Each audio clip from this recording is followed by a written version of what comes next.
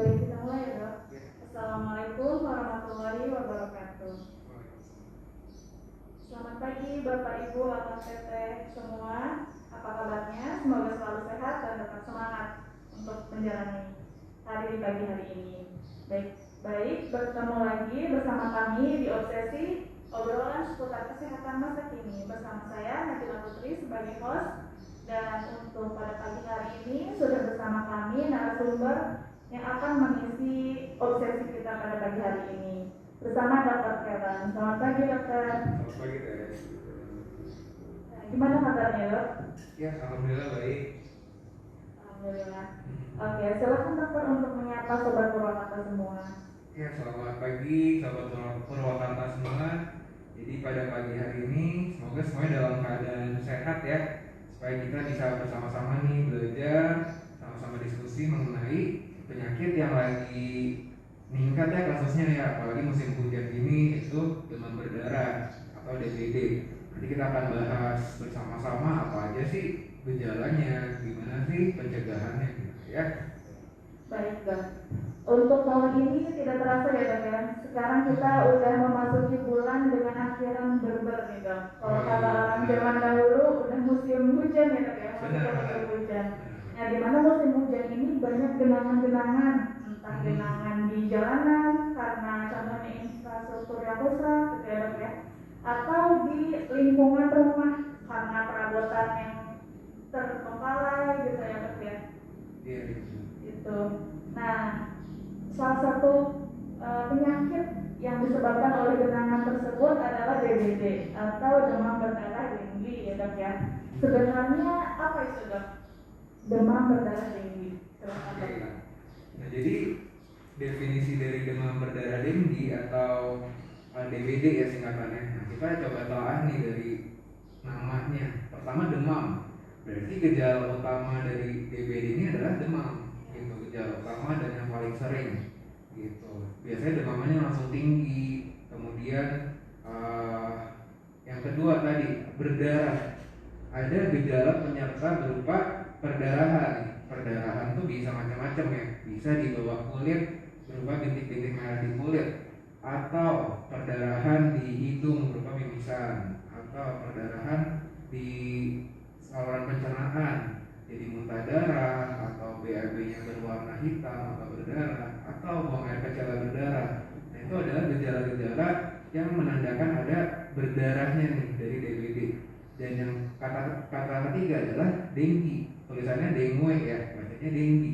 Nah, denggi ini adalah virus yang menyebabkan penyakit DBD ini, di mana virus ini dia tuh dibawa oleh nyamuk gitu. Jadi ketika nyamuk menggigit seseorang, nah itu dia bisa ada mentransferkan virus ini. Itu telah yang menyebabkan penyakit demam berdarah denggi ini. Jadi nyamuk berdarah denggi ini salah satu ciri-cirinya ya, Dok ya. Jika seseorang terkena itu ada demam ya, Dok ya. Terus berdarah, bisa dari hidung ya, Dok ya, mimisan. Terus juga buang air kecil atau buang air besar bisa berdarah ya, Dok ya. Sama tadi timbul bintik-bintik. Bintik itu paling sering. Seringnya. Terus kalau untuk penyebabnya nih, Dok, itu bagaimana? Nah, dari penyebabnya dia adalah virus ya, virus denggi. Nah, jadi virus denggi ini dia perantaranya adalah nyamuk namanya Aedes aegypti. Nah, Aedes aegypti ini adalah dia nyamuk yang spesial nih. Dia sebagai perantara penyakit-penyakit infeksi, salah satunya adalah DBD. Nah, si nyamuk ini dia tuh sebenarnya yang bisa menularkan tuh adalah nyamuk yang betina nih. Betina, oke. Nyamuk betina itu dia nanti akan dari orang yang sehat nih, orang yang sakit nih, misalkan diambil virusnya melalui gigitan nyamuk. Nah, nanti kan masuk ke dalam tubuh nyamuk kan nih. Kemudian nanti si virus yang ada di tubuh nyamuk ini akan ditransferkan ketika nyamuk tersebut menggigit orang yang masih sehat. Gitu. Jadi penularannya seperti itu. Oke. Jadi untuk nyamuk penyebab DBD sekali itu nyamuk Aedes aegypti ya, Dok ya. Dan penularannya itu dari nyamuknya itu menginfeksi atau ngambil darah orang yang sakit DBD ya, Dok ya. Terus diambil, dia muter-muter nyari orang sehat ya, Dok ya. Terus Dikit orang sehat itu Benar. kan terinfeksi DBD. Baik dok. Kalau untuk tanda bahayanya dok, seseorang yang terkena DBD seperti apa dok? Oke, mungkin sebelum bahas tanda bahaya kita bahas dulu gejalanya kali ya. Iya, Gejala yang umumnya itu apa? Nah, jadi orang yang kena DBD itu gejala yang paling umumnya adalah demam. Itu demam, biasanya demamnya nih khasnya ya. Dia langsung tinggi, suhunya 39 atau 40 Celcius gitu ya. Misalkan kemarin masih sehat, hari ini tiba-tiba demam. Nah, itu khasnya DBD. Kemudian ada nyeri-nyeri otot, pegel-pegel, ada nyeri sendi, nyeri di bagian belakang mata. Nah, itu adalah gejala yang paling sering nih di hari-hari pertama orang kena DBD, biasanya sampai 3 hari gitu ya. Nah, kemudian setelah 3 hari mulai masuk ke fase namanya fase kritis. Di fase kritis ini demamnya udah turun nih sebenarnya, tapi jangan tenang, justru kita harus waspada saat demamnya turun, karena ketika demam turun itu mulailah muncul perdarahan tadi. Benar. Biasanya kalau udah masuk fase kritis ini orang-orang menurutnya sehat gitu. Iya benar, itu yang salah kaprahnya. Nah, malah itu yang waktu pas bahayanya gitu. Oh. Kemudian di fase kritis, nah itu ada tadi bintik-bintik merah di kulit atau mimisan dan perdarahan lainnya. Ya, biasanya ini sampai 2 hari, 3 hari atau 4 hari gejala perdarahan ini. Nah, kemudian bisa ada mual muntah, kemudian setelah itu baru mulai sembuh. Nah, tanda bahaya dari DBD ini adalah ketika perdarahannya ini udah parah banget, istilahnya udah hebat ya. Mimisan keluar darahnya banyak, kemudian muntah darah banyak, betul, iya. Atau udah ketika diajak ngobrol nih, udah mulai ngantuk-ngantuk, udah mulai nggak nyambung jawabannya, artinya kesadarannya udah mulai menurun. Nah, itu adalah gejala-gejala atau tanda bahaya ketika seseorang kena DBD. Ini kita harus waspada nih, jangan sampai muncul tanda seperti itu. Kalau udah muncul langsunglah bawa ke rumah sakit, cari pertolongan medis. Kalau udah sampai tadi kalau diajak ngomong gak nyambung gitu ya dok ya. Terus juga mual muntah. Iya. Oke dok, langsung dibawa ke rumah sakit. Benar. Ya. Baik dok. Ya, untuk sobat Purwakarta, jika ada pertanyaan boleh langsung tulis di kolom komentar, nanti kita akan jawab ya di akhir sesi. Untuk selanjutnya nih dok, ciri-ciri nyamuk Aedes aegypti ini seperti apa dok? Nyamuk penyebab demam berdarah. Nah, jadi nyamuk Aedes aegypti ini dia warnanya hitam ya biasanya ya, hitam, tapi dia ada motif-motif belang-belang putih di badannya dan juga di kakinya gitu. Dan nyamuk ini tuh dia seringnya hinggap di kain atau misalkan hordeng ya, atau dan baju yang digantung, celana yang digantung yang lembab gitu. Ketika dia udah bersarang di sana, nah itu dia bisa nanti menyebabkan penularan di rumah tersebut atau di daerah tersebut. Jadi sebisa mungkin hindari tuh yang namanya baju-baju digantung atau hordeng yang lembab gitu ya. Jadi salah satu tempat yang disukai sama nyamuk Aedes aegypti ini tumpukan baju ya dok ya, sama hordeng-hordeng yang lembab. Baik dok. Ini dok, kita ada saran dari DPKK MPI Purwakarta sebagai bentuk usulan dari pemuda agar pemuda di Kecamatan Purwakarta diikutsertakan dan diundang di setiap acara puskesmas agar sosialisasinya terbantu oleh pemuda. Oke, terima kasih Bapak sarannya. Terima kasih. Nanti jika ada acara atau sosialisasi akan kami ikut sertakan ya dok ya, untuk pemuda di Kecamatan Purwakarta. Baik dok. Selanjutnya apa nih dok yang harus dilakukan? Nah, kita udah tahu gejalanya ya dok ya. Ada demam, terus juga muntah gitu ya dok ya. Terus muncul bintik merah atau mimisan. Nah, kalau misalkan seseorang udah muncul gejala itu, harus ngapain nih dok? Oke. Nah, jadi ketika seseorang udah muncul nih, paling pertama kan demam biasanya ya. Nah, baiknya adalah langsung mencari pertolongan medis nih, karena kita nggak tahu kan ini udah fase apa nih dan udah seberapa parah penyakitnya ini.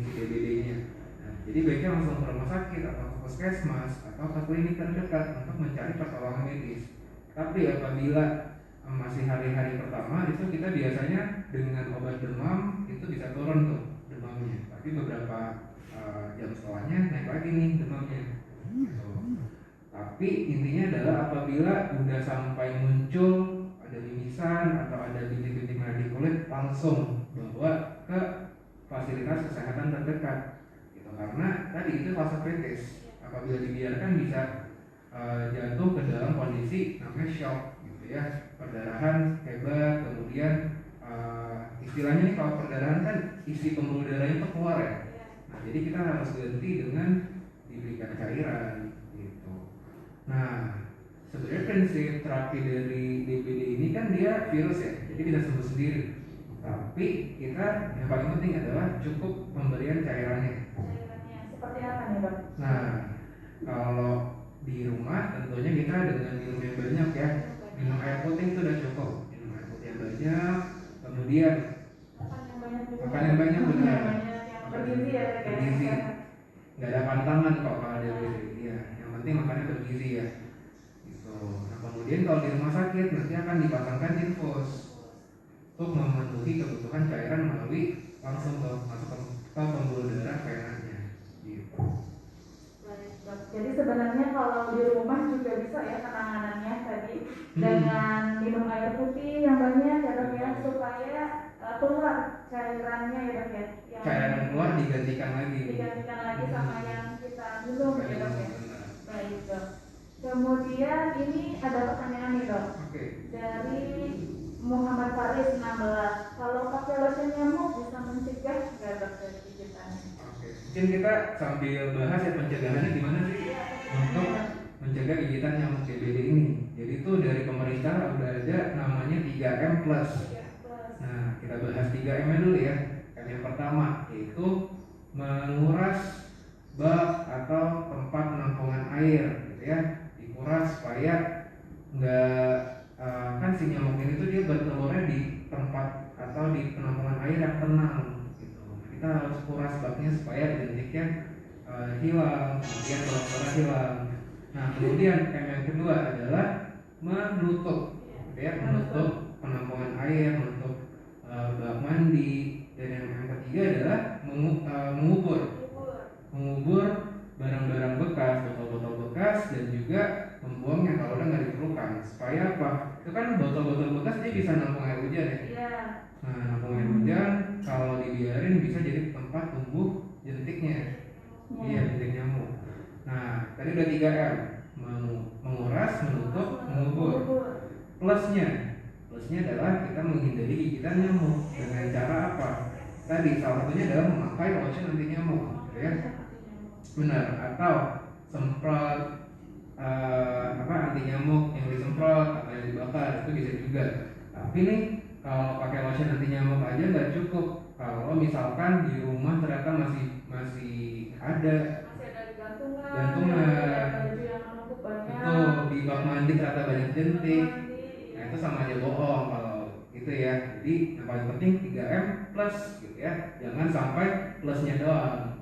Oke, jadi semuanya ini harus dilakukan ya Dok ya, nggak bisa salah satu aja. Mengubur doang nggak bisa ya, harus menguras juga, terus juga menutup juga ya Dok ya, untuk penampungan air.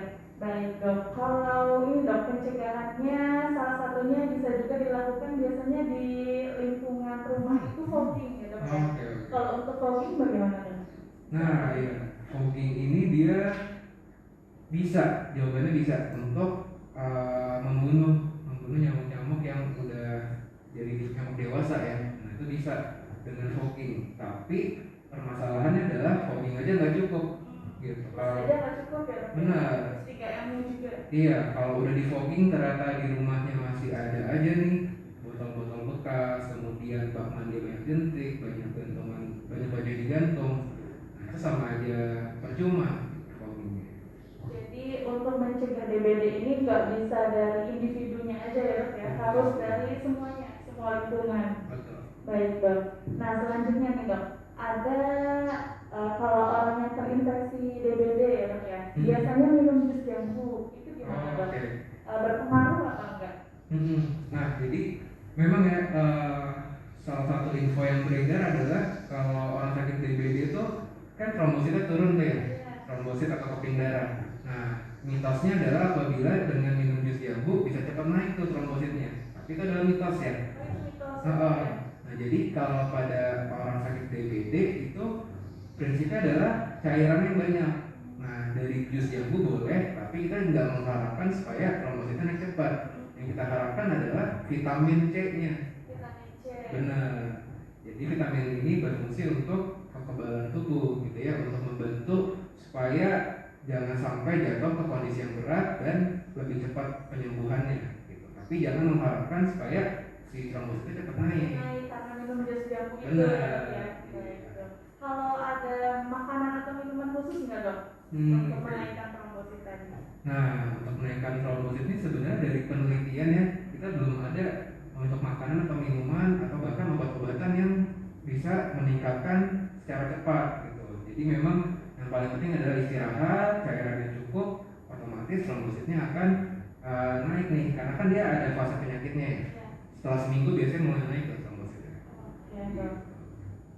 Nah, di saat ini nih dok, kan lagi pandemi ya dok ya. Mungkin ada yang kebingungan nih dok antara demamnya itu karena DBD atau COVID gitu dok. Gimana dok? Ciri-ciri perbedaannya? Oke. Nah, ini pertanyaan yang bagus nih. Kalau pada saat pandemi ini memang ya kalau ada orang demam kita pasti mikirnya COVID duluan tuh. Iya. COVID. Takut gitu ya dok. Nah, gimana nih cara bedanya dengan DBD gitu kan? Jadi pertama dari karakteristik demamnya dulu ya, dari ciri demamnya itu sebenarnya mereka mirip-mirip. Jadi langsung tinggi suhunya, kemudian biasanya 3 hari suhunya tinggi terus. Nah, tapi kita bisa bedakan dari gejala penyertanya, gejala yang lain. Contohnya kalau COVID kan paling sering ada batuk pilek. Benar. Kalau DBD nggak ada berarti dok ya? Iya, jarang banget lah. Jarang. Beda tempat ininya ya, beda organnya beda. Nah, kemudian kalau pada COVID bisa ada diare juga ya, ada beberapa orang. Nah, kalau di DBD itu jarang. Kemudian kalau udah ada bintik-bintik merah di kulit, ada mimisan, kemudian ada mual muntah, itu lebih mencirikan ke arah DBD nih sebenarnya. Oke. Jadi ada mual muntah ya dok ya? Lebih ke DBD-nya. Benar. Sama hilangnya penciuman kali dok ya? Oh iya, itu juga, itu yang paling khas ya, paling khas. COVID ya. Oke, baik dok. Benar. Oke dok. Nah, tidak terasa sudah jam 9.30 nih dok. Untuk penutup ada yang ingin disampaikan tidak dok kepada Sobat Purwakarta untuk pencegahan untuk supaya tidak terkena DBD seperti itu dok, yang harus ditingkatkannya seperti apa?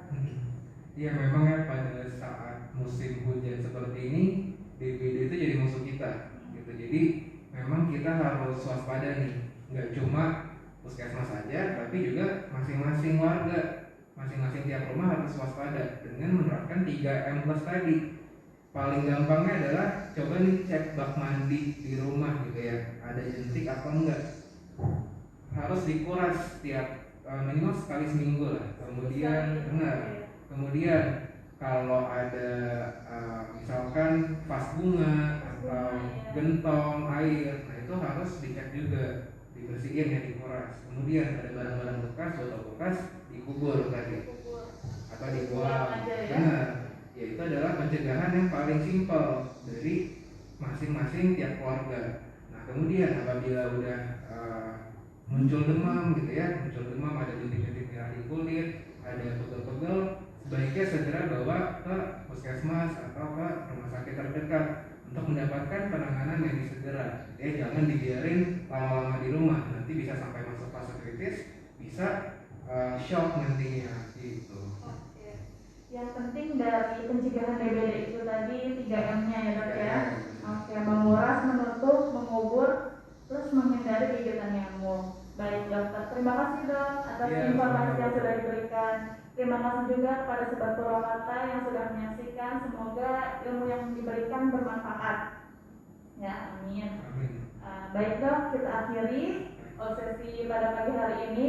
Untuk Sobat Purwakarta, jangan lupa tetap mematuhi protokol kesehatan 5M ya, ya. Memakai masker, mencuci tangan, menghindari kerumunan, menjaga jarak, sama membatasi mobilisasi. Baik, kita akhiri. Assalamualaikum.